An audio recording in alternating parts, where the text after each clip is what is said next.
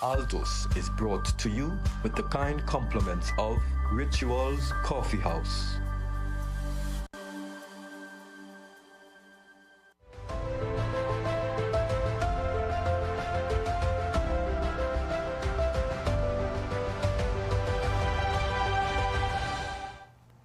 Good evening and welcome to Altos, a weekly news and current affairs program produced by the Catholic News and broadcast here on Trinity TV and on TTT. I'm Neil Parsonlal, and here's a look at this week's top stories. His Grace urges the faithful in Curaçao to embrace their Catholic identity. The steel pan is hailed as a unifying force in Trinidad and Tobago, as Trinidad All-Stars starts the new year giving thanks with a Mass at the Holy Rosary RC Church. The prison's All-Star debate team wins a spirited debate against the Cipriani Labour College of Trinidad and Tobago on the topic Becoming a Cashless Society. And later, we speak with Deacon Patrick Lawrence of the Catholic Prison Ministry on evangelization behind prison walls. We begin our program this evening, though, with news recently coming to hand that Archbishop Emeritus Robert Ras has been hospitalized and is reported to be resting comfortably. He is being treated for sepsis at West Shore Private Medical Hospital, where he was admitted on Wednesday. Contacted via WhatsApp, Archbishop Ras told Altos that he was waiting on the results of tests, which would take about 72 hours. In late October 2023, Archbishop fell ill while on holiday at the Dominican community's Holy Cross Priory in Tralee, Ireland, and was rushed to the University Hospital, where he spent some days in the intensive care unit. In August 2024, though, a revived Archbishop Ras led a walk for Meru to raise funds for the Church of the Immaculate Conception on the island of Meru in the southern Grenadines, which was damaged during the passage of Hurricane Beryl. We wish Archbishop Ras a speedy recovery and ask you to keep him in your prayers. Archbishop Charles Jason Gordon used his first Mass as Apostolic Administrator of the Diocese of Williamson to appeal to the faithful to embrace their Catholic identity. His Grace spent a week in the Diocese of Williamson from January 10th, getting familiar with the territory after being appointed as the Apostolic Administrator. His appointment, made by Pope Francis, followed the resignation of Bishop Luigi Secco.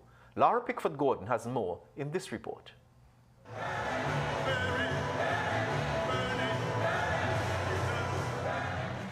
People from the 6 islands comprising the diocese and clergy were in attendance at Mass Sunday, January 12th, at the Queen of the Most Holy Rosary Cathedral, Willemstad, to show their love for Bishop Secco. Delivering his homily in English, some of which was translated into Papiamento, Archbishop Gordon's focus was on baptism, last Sunday being the feast of the baptism of Jesus. It is baptism that brings us into relationship with God. Ta bautismo tag-nos ding relasyon con Dios. Relationship with each other. Relasyon con otro. And deep relationship with ourselves.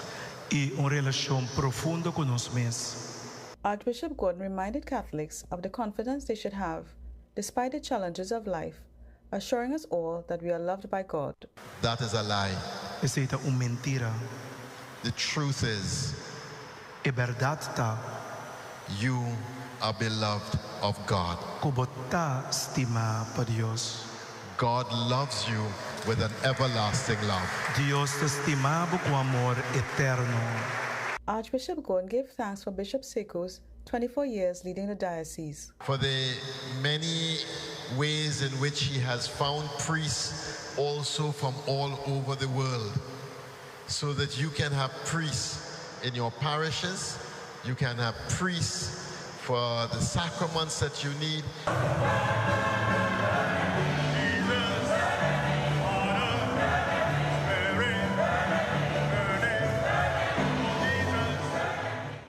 I am Laura Pickford Gordon for Catholic News, Altos.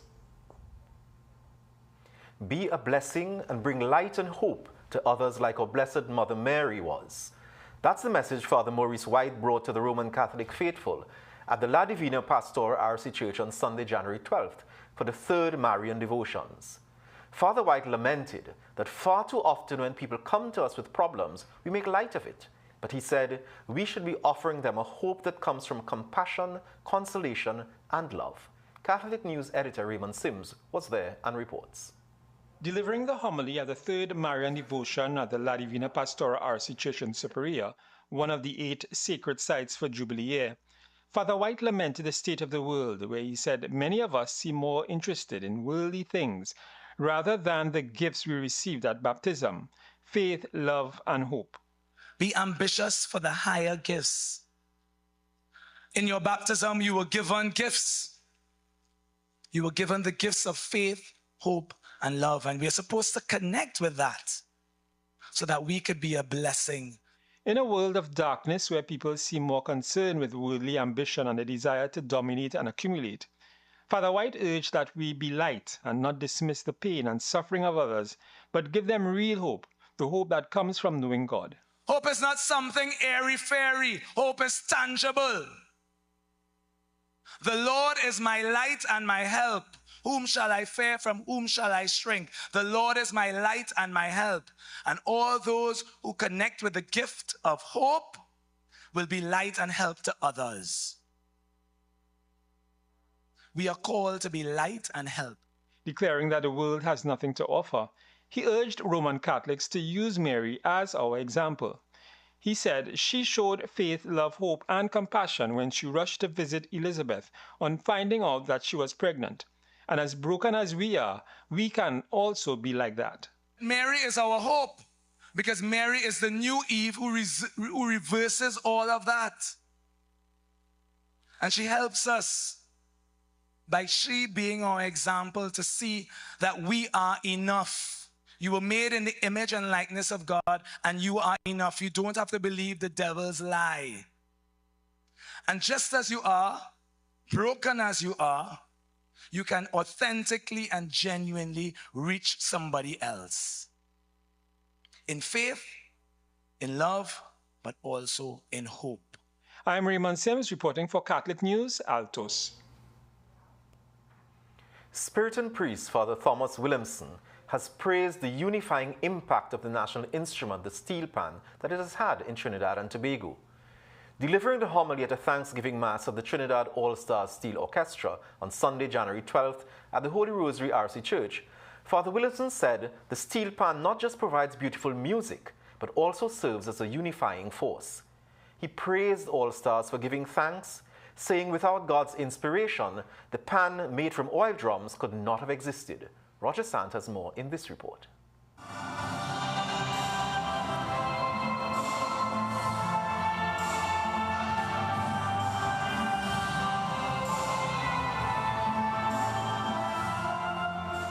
Members of the All-Stars Steel Orchestra turned out in full force on Sunday, January 12th, to give thanks at the Holy Rosary RC Church in Port of Spain. Father Thomas Williamson admitted it was not an easy task delivering the homily at the steel band's Thanksgiving Mass on a day when the Gospel reading spoke to the baptism of the Lord. Of course, the origin of the pan is just a drum, as far as I know at least. And because of the treatment and the imagination of some people, of someone, the pan became that beautiful instrument that you can hear everywhere in Trinidad. Father Williamson said he has been blessed while here to live near pan yards in Tobago, at Fatima and in Port of Spain, and he has always been amazed by the ability of the instrument to bring people together. The pan has united so many people and has done so much good in entertaining and creating beautiful art and music. He praised All-Stars for giving thanks, saying it was important to remember how God had inspired those who created the pan. Father Williamson linked our baptism to the creation of the pan, saying if the creator of the steel pan had just left the drum there and did nothing, it would have remained a drum. So it is with baptism, he said, we should not just be satisfied that we have been baptized, but we should work towards pleasing God and doing his will at all times. Today, as we work with that drum and to become a beautiful instrument and a piece of hope and glory for everyone, so may our lives become also witnesses of God's presence in us, and may we use our baptism to please God and our brothers and sisters.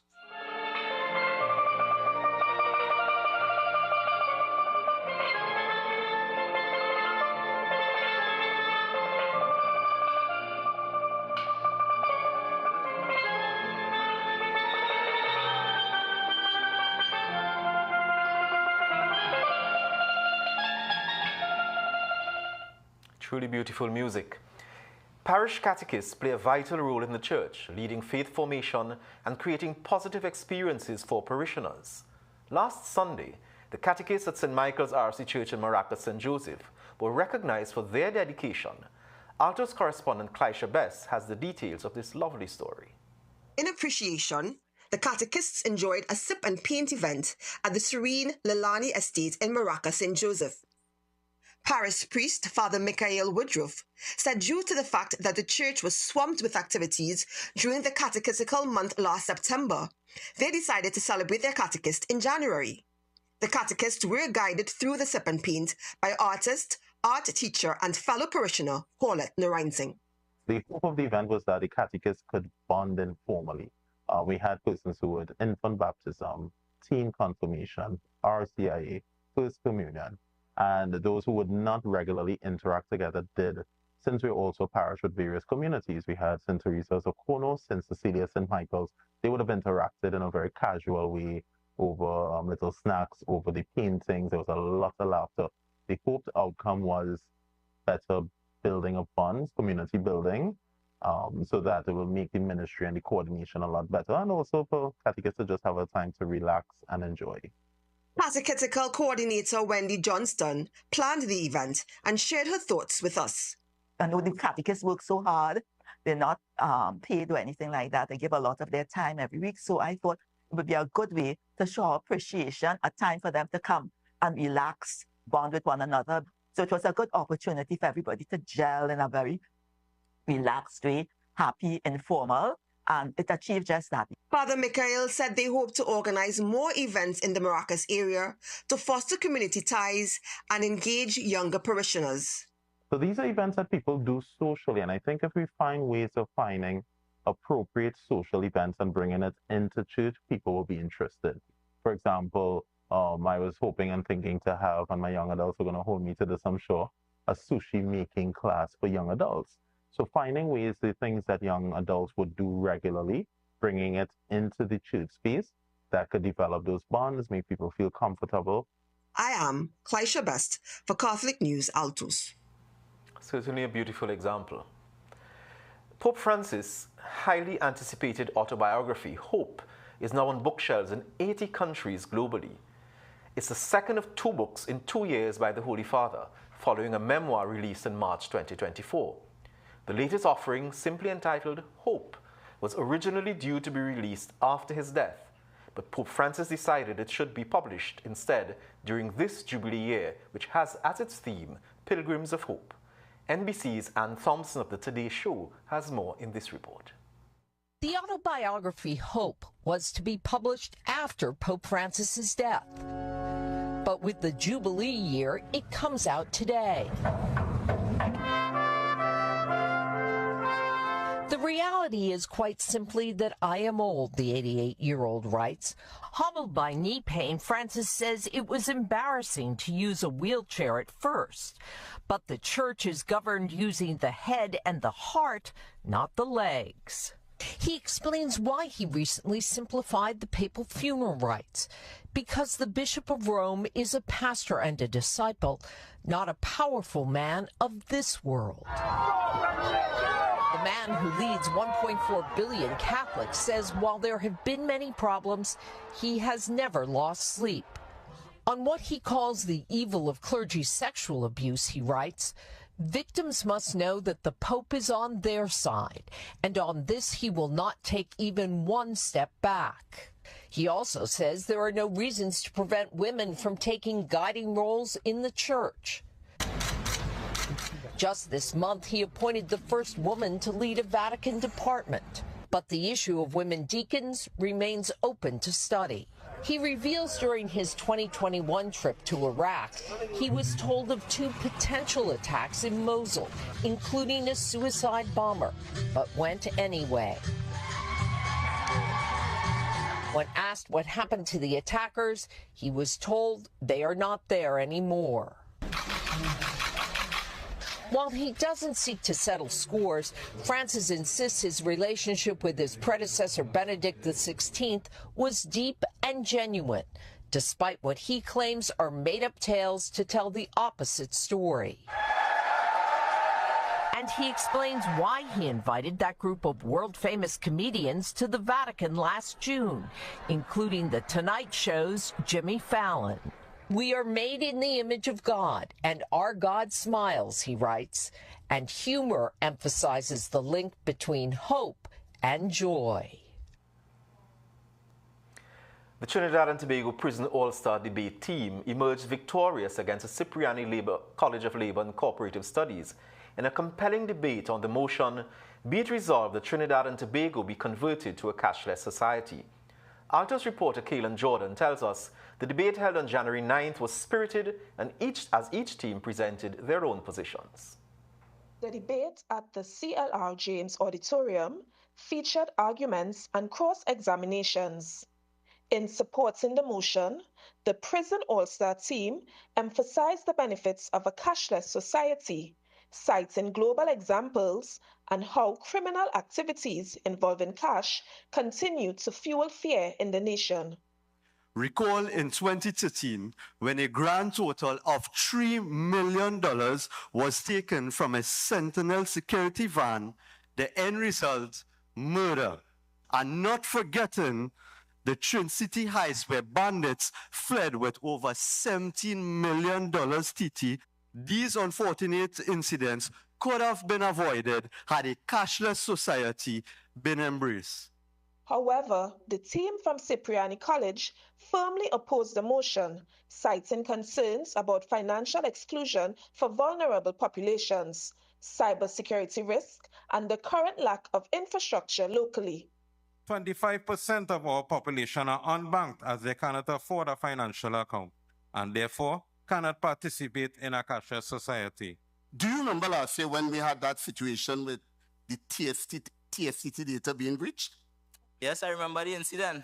And do you think that citizens would have confidence and trust in a cashless society when our very own Prime Minister's personal data was breached? The Prison All-Star team countered the argument, stating that the nation is already transitioning to digital payments with growing use of online payments. Have you ever made a purchase on Amazon, sir? Or are you living under a rock? In the end, it was the Trinidad and Tobago Prison All-Star team who won the judges' nod of approval, emerging victorious.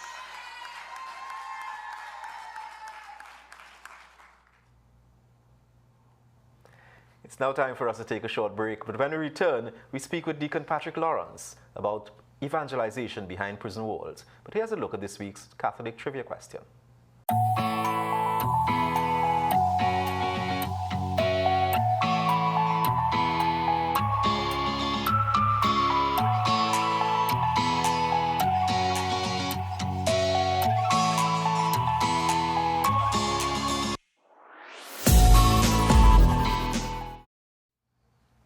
One of the questions that we'd be asked, according to Matthew 25, 31 to 46, is did you go to the prison? Did you visit those in prison?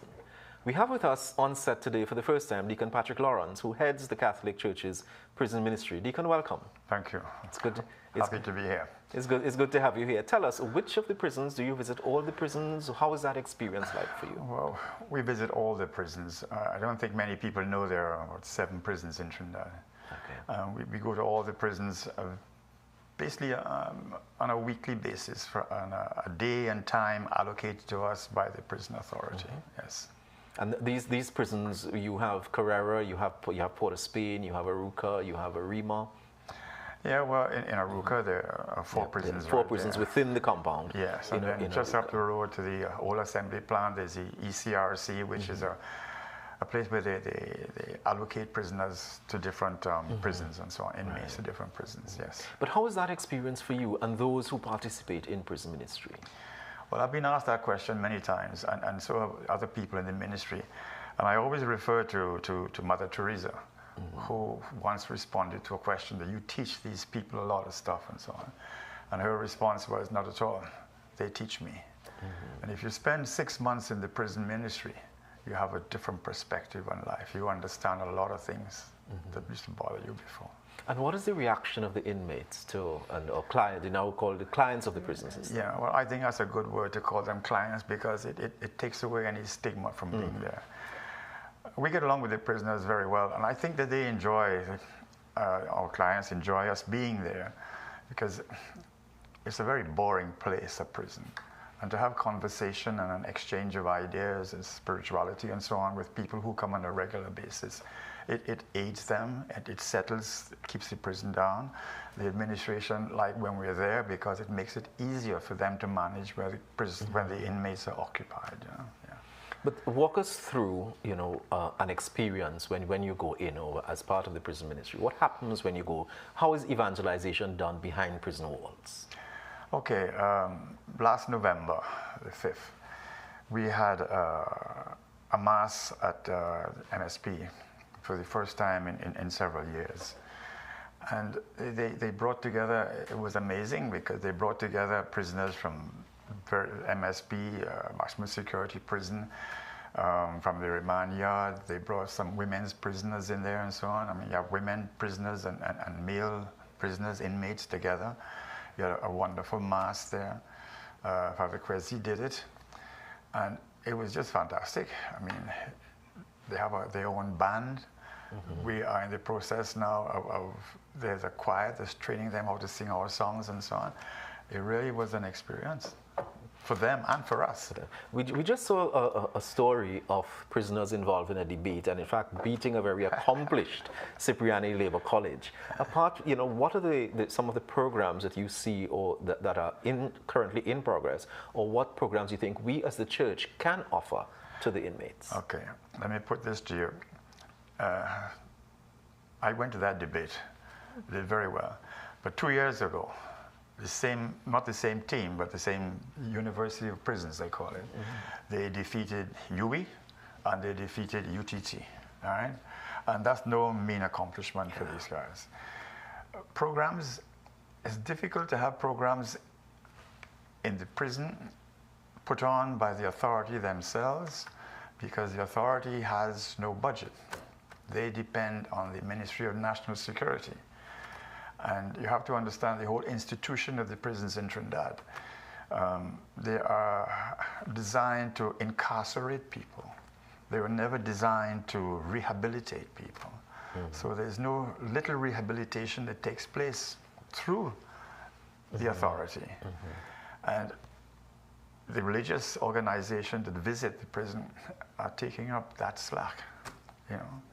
But still, there are other things that they need. These are very skilled people inside of there. You know, they have most of them have no outlet to learn, to educate, to advance themselves. The other thing I think too, there's a stigma about going to the prisons. And we have to educate the population that, you know, if you go to the prison, you don't get a disease.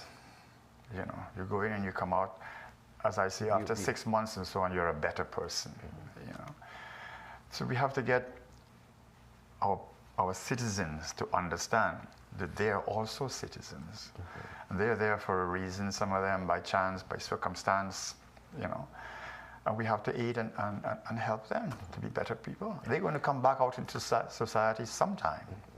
There's an old saying, you know, that, you know, the jail make the ripe fig.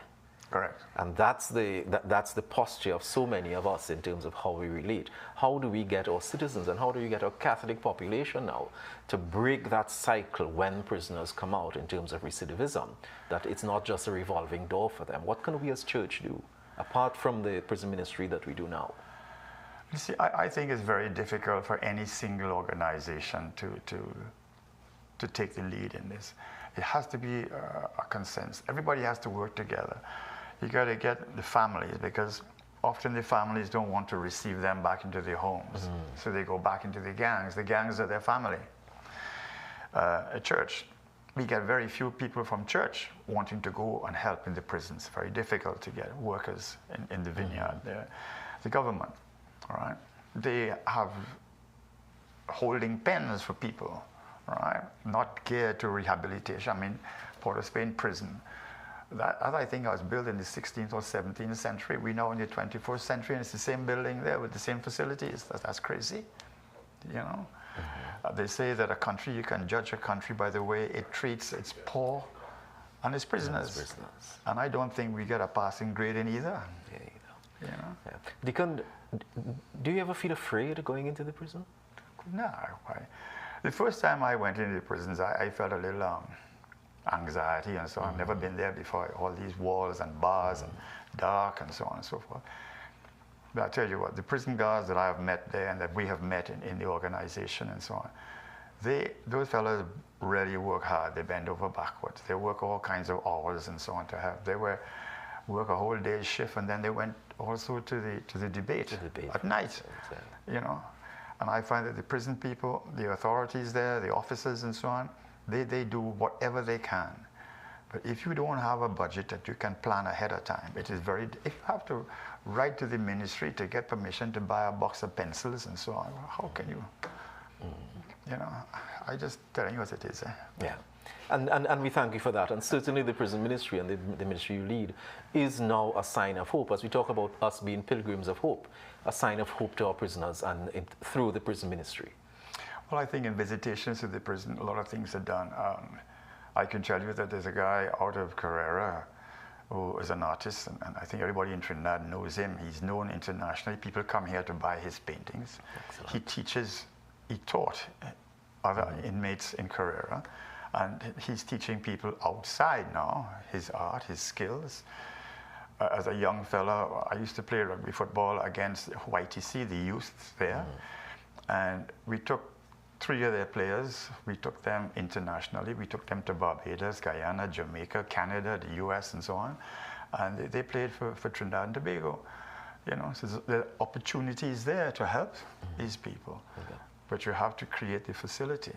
We can't do that. We are under, we have protocols that we have to observe. Yeah. And because one of the protocols here is that we do have a time constraint in terms of the length of our program. So we thank you very much for joining us. And we really want to encourage all our Catholic viewers, everybody who's interested, please come on board and do something to support the Catholic Prison Ministry. We'll be right back.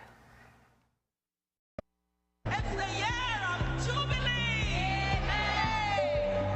Welcome to the Jubilee year in the Archdiocese of Port of Spain. As we embark on this spiritual journey, we introduce the Jubilee Passport, the outward sign of our pilgrimage. This passport is more than just a document. It's a symbol of grace and renewal. Every holy site you visit will bring you closer to God, and every stamp is a reminder of the inward grace you receive. Just as the moment of your baptism, your soul is renewed. Come to St. Francis of Assisi, Sangre Grande, where grace flows abundantly in this Jubilee year.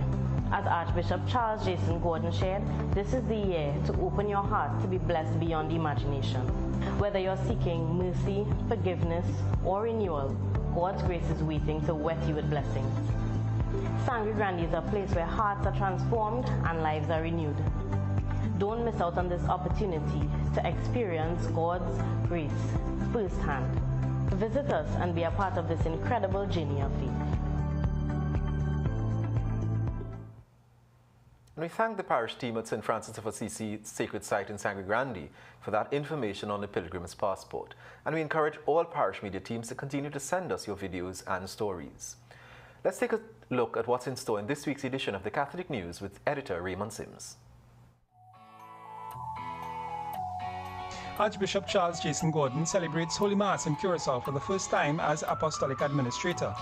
Senator Hazel Thompson-Ahi addresses the issue of corporal punishment of children. And on our new Jubilee Year 2025 page, a visit to the Holy Door in Rome. I am Raymond Sims, editor of the Catholic News.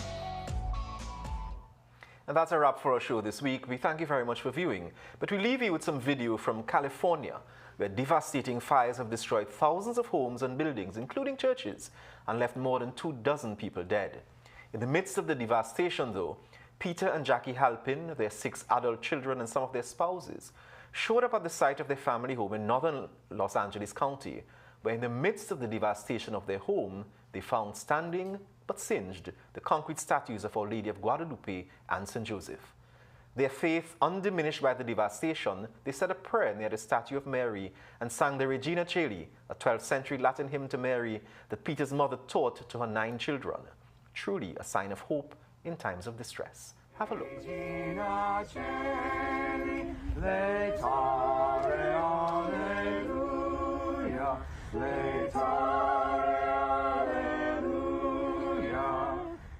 Altos was brought to you with the kind compliments of Rituals Coffee House.